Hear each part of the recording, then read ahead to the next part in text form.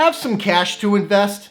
Looking for a cheap dividend growth stock that is 25% off of its 52-week high? Does a jaw-dropping yield of over 8% sound good to you? Then you have to check out today's video. He is a best-selling author.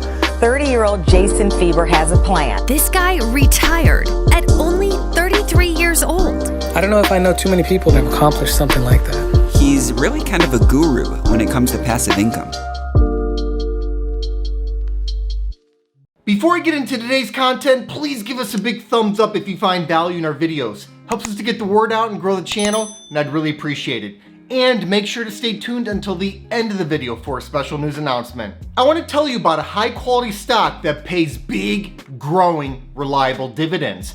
These growing dividends are funded by growing profit because this business is selling addictive, high margin tobacco products. Inelastic demand, addictive products, immense pricing power. This cash cow of a business practically cannot be stopped. And shareholders continue to reap the rewards, most of which comes in the form of a very large dividend that continues to grow like clockwork. I personally invested in stocks just like this one on my way to going from below broke at age 27 to financially free at 33. By the way, I explain exactly how I achieved financial freedom in just 6 years in my early retirement blueprint. If you're interested, you can download a free copy of my early retirement blueprint using the link in the description of this video.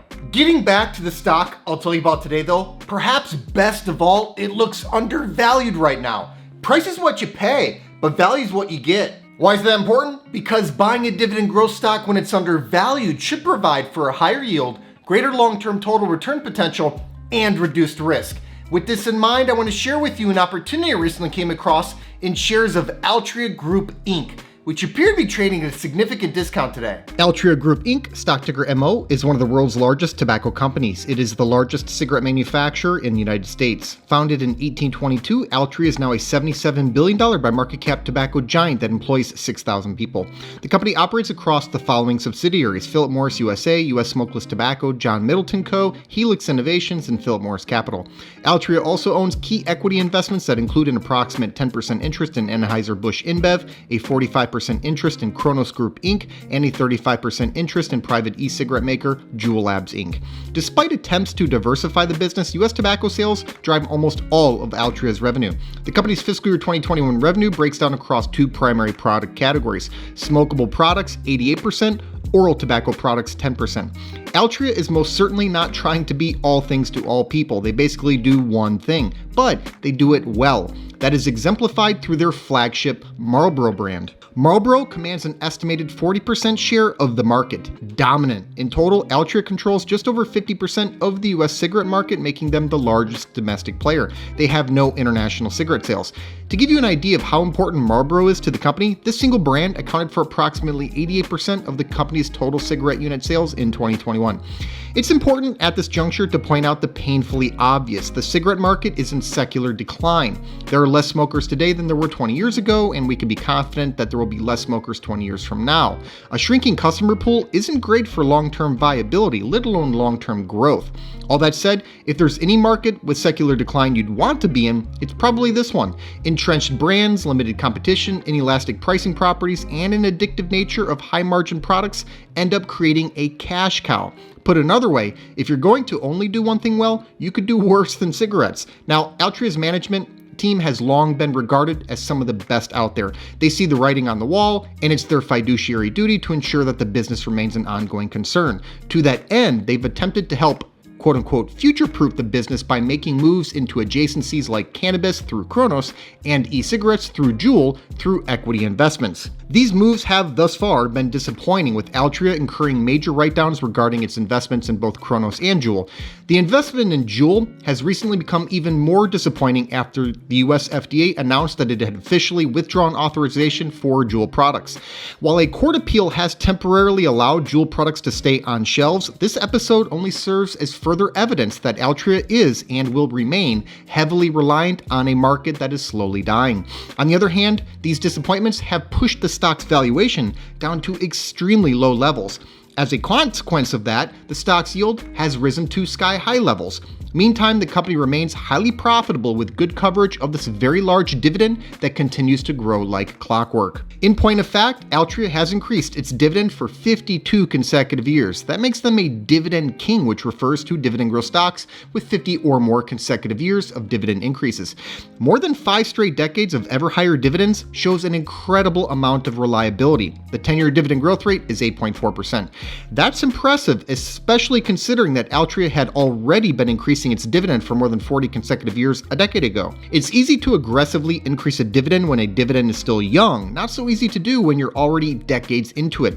However, it should be noted that more recent dividend increases have been in the low single-digit range, and that low single-digit level would be my baseline expectation for future dividend growth over the long term.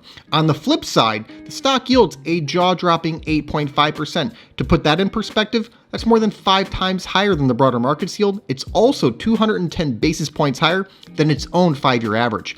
With an appropriate payout ratio of 74.1% based on this fiscal year's midpoint guidance for adjusted earnings per share, this big dividend looks protected. The company has long maintained and even targeted this kind of payout ratio. I see this as a compelling idea for income-oriented dividend growth investors or investors just looking to sprinkle higher yield into a portfolio. I'd moderate my expectations regarding the size of future dividend raises, but you don't necessarily need a lot of dividend growth when you're starting off with an 8% plus yield.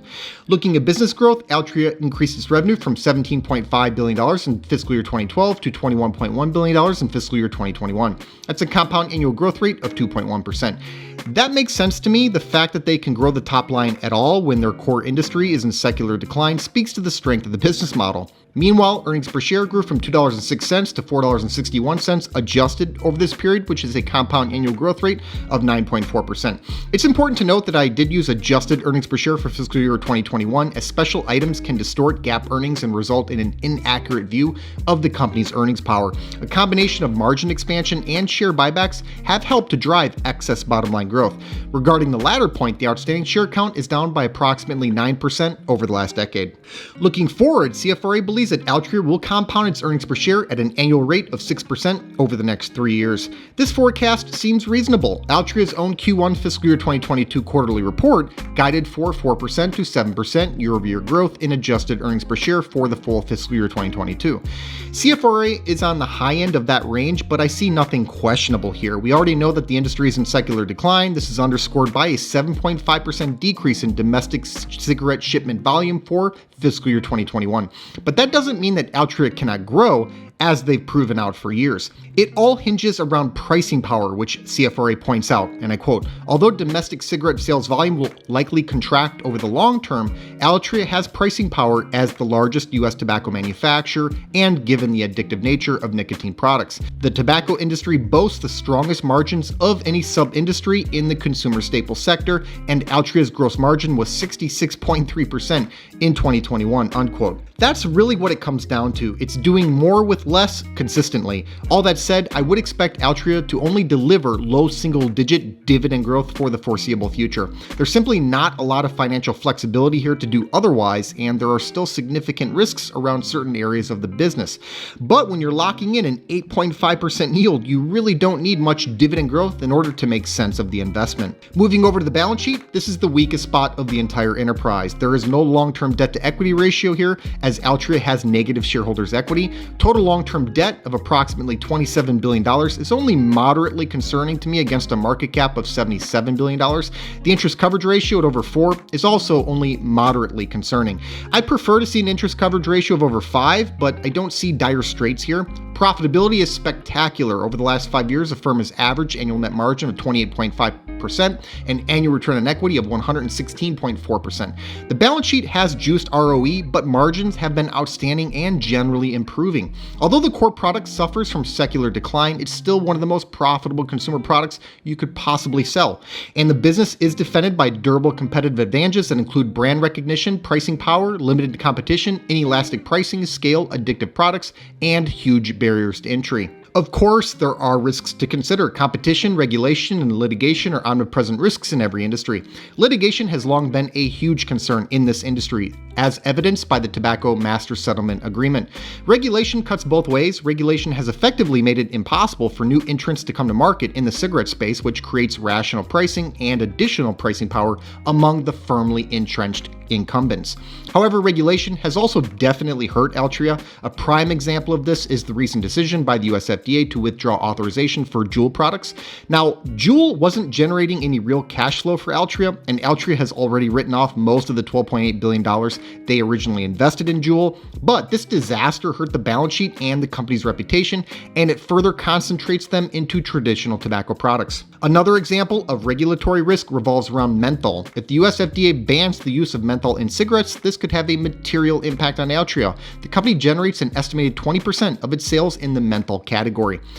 The encumbrance of the balance sheet limits flexibility, and while continued drops in domestic cigarette shipment volumes is expected, any acceleration in secular decline will make it difficult for the business to keep up and offset that with pricing increases and alternative product sales. I think these risks are serious, but the valuation looks to already be pricing in a ton of risk. With the stock down 25% from its 52-week high, it's about as cheap as I've ever seen it. The stock is trading hands for a forward price-earnings ratio of 6.6 based on midpoint guidance for this fiscal year's adjusted earnings per share. That's extremely low for any business in any market. We can also see that the price-to-cash flow ratio is just 9.2. That compares to its own 5-year average of 14.3. To be fair, this stock never really commands premium multiples. That strikes me as prudent, and investors need to respect the risks, but we're well below even Altria's typically undemanding standards here. And the yield, as noted earlier, is significantly higher than its own recent historical average. I valued shares using a dividend discount model analysis. I factored in a 10% discount rate and a long-term dividend growth rate of 2%. That dividend growth rate is about as low as I'll ever go, but I think Altria deserves it. Their core product is experiencing secular decline. If this were any other product, I don't even see why it'd be investable at all. But because Altria's product has so many powerful economic features, a long-term investment case can actually be made in the face of a slow death. That said, I'd curb my enthusiasm and I'd temper my expectations regarding the size of future dividend raises. I seriously doubt that Altria will be able to deliver the lofty dividend increases of a bygone era as volumes continue to decline and investments in adjacencies have been poor. But this low single-digit dividend growth hurdle is so low and so easy to clear that even Altria should be able to clear it. The payout ratio isn't dangerously high, and the near-term forecast for earnings per share growth would easily allow for it. I view my model as erring on the side of caution, with the risks weighing heavily. The dividend discount model analysis gives me a fair value of $45.90. The reason I use a dividend discount model analysis is because a business is ultimately equal to the sum of all the future cash flow it can provide. The dividend discount model analysis is a tailored version of the discounted cash flow model analysis, as it simply substitutes dividends and dividend growth for cash flow and growth. It then discounts those future dividends back to the present day to account for the time value of money, since a dollar tomorrow is not worth the same amount as a dollar today. I find it to be a fairly accurate way to value dividend growth stocks. Morningstar rates Altria as a 4-star stock with a fair value estimate of $52. CFRA rates Altria as a 3-star hold with a 12-month target price of $45. I ended up very close to where CFRA is at. Averaging the three numbers out gives us a final valuation of $47.63, which would indicate the stock is possibly 13% undervalued. Here's the bottom line, guys. Altria Group Inc. is selling a product that has extremely powerful economic features. Their industry is in secular decline, but the business remains a cash cow that could be milked for many years to come.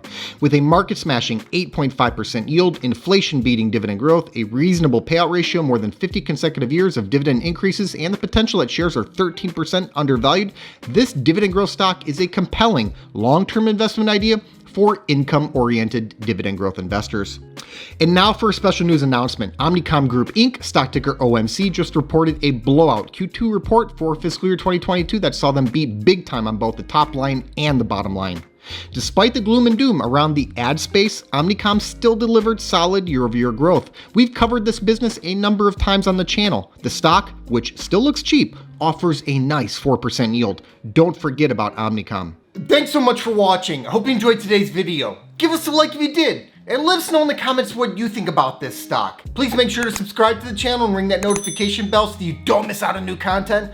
Also take a look at the description box below for some important links including the link to my personal stock portfolio. This six-figure portfolio, which I call the Fire Fund, generates enough passive dividend income for me to live off of. It allowed me to retire in my early 30s. I've made my portfolio entirely accessible over a Patreon, and I also post alerts there whenever I buy or sell stock. I put my money where my mouth is, and I'm often invested in the same high-quality dividend growth stocks that I make videos on. Over the years, I've heard from thousands of investors who've been profiting from many of the same exact stocks that I own. So if you think this is something that you could benefit from as well, check the link in the description and see my portfolio and start getting my buy and sell alerts. I'll see you next time.